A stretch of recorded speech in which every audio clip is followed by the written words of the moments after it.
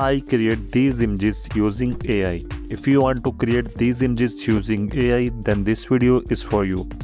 I will provide my prompts under the description of this video. So let's start the video. Let's open styler.ai. Click on new project. Now click on text to image option. Now paste your prompt here.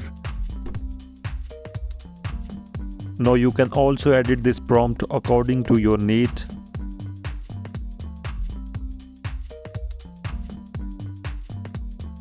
Now I am going to change the style from realistic to dreamy 3D and just click stylize. It will take few seconds to generate the image, so wait for it.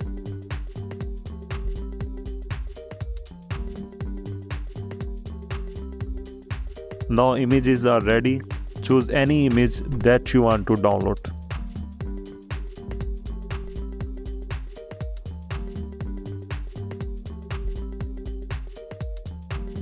Now click place on canvas. Just click export to download the image. It will download in your PC. Now let's try another style. Click this one. Again click stylize. Wait for it. Now another result is here. Select any image that you want to download. Thanks for watching.